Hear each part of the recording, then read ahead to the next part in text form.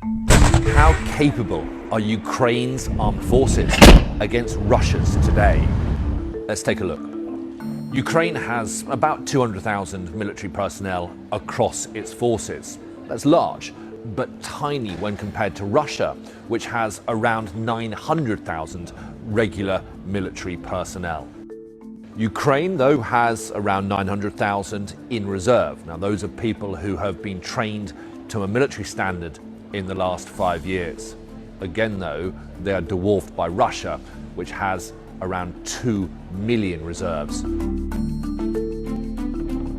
On the equipment front, the Russians are also in a much better position. The Russians are in a position to be able to mount a major military action in Ukraine any day now. They have more than 6 times the number of tanks as Ukraine, with 13,367 to Ukraine's 2,119.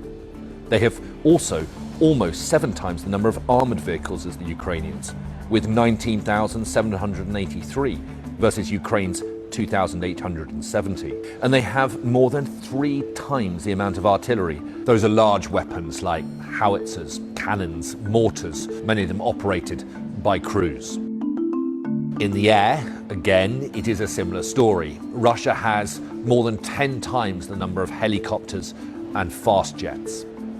The Ukrainians do have over 400 surface-to-air missile launchers that could target aircraft, although this is still only a tenth of the number possessed by Russia. And Russia has an anti-aircraft missile system that many analysts say is the best in the world, the S-400. NATO call it the Growler. It uses long-range missiles to destroy airborne targets with a 400-kilometer radius. And it gives Russia a defense system against foreign aircraft. Russia's military dominance over Ukraine is greatest at sea. In 2014, when Russia invaded Crimea, it captured most of the Ukrainian fleet. And so Russia now has 74 warships and 51 submarines. And it has experience using them in conflict. Russian warships have launched cruise missiles from the Caspian Sea against Islamic State targets in Syria.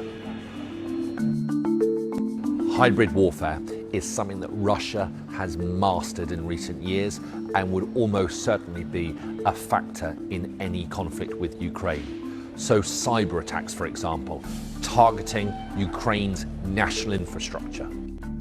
So Ukraine versus Russia is something of an uneven comparison. But the numbers do become more favorable, though, when you factor in NATO. We don't know what will happen, but what we do know is that Russia has amassed the biggest force we have seen in Europe for decades.